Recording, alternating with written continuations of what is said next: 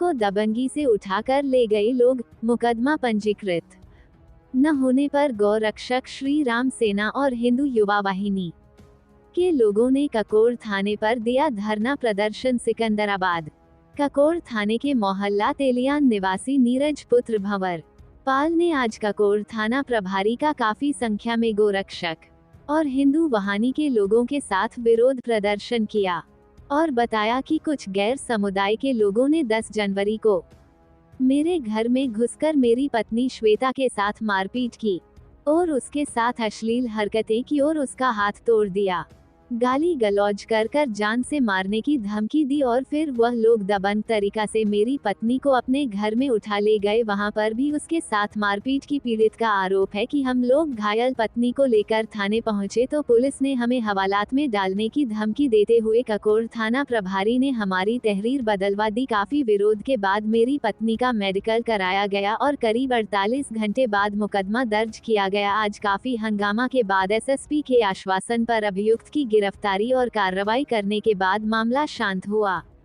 पीड़ित और गौ रक्षक दल हिंदू वाहिनी का कहना है कि जब तक पीड़ित के साथ दरिंदगी करने वालों की गिरफ्तारी नहीं होगी तब तक शांत नहीं बैठेंगे। ककोर थाना अध्यक्ष सत्येंद्र सिंह का कहना है कि पीड़ित की तहरीर पर मुकदमा पंजीकृत कर जांच शुरू कर दी गई है।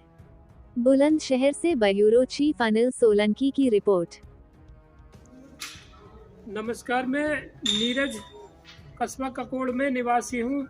तो एक मुस्लिम बाहुल्य क्षेत्र में मेरा एकमात्र मकान है और मुझे इतना प्रताड़ित किया जाता है इस मकान पे कि वो मुस्लिमों के द्वारा जो प्रताड़ित करने पर और हिंदू वहाँ से प्लॉट बेचकर चले गए हैं, लेकिन मेरा अकेला मकान रह गया है। तो देखिए, वहाँ पे मुझे इतना परेशान किया जाता है कि 10/1/2024 की घटना है, लगभग 3 बजे की। मेरी पत्नी मेरे घर पे अकेली थी। नज़दीक में ही गुल्लू नाम के एक बुजुर्ग हैं जिनके जवान पुत्र और घरवाली मेरे घर आई और किसी एक वजह ये थी कि मेरे घर के सामने कुछ फल फ्रूट जो भी बो रखे हैं उन्हें बकरियों से चरवा देती हैं। 2-3 महीने से मैं शिकायत कर रहा हूँ कि ऐसा ना करें। मेरी घरवाली को घर में पीट के गए, उनके साथ छेड़छाड़ की और जान से मारने की धमकी दी और उन्हें उठा के ले गए।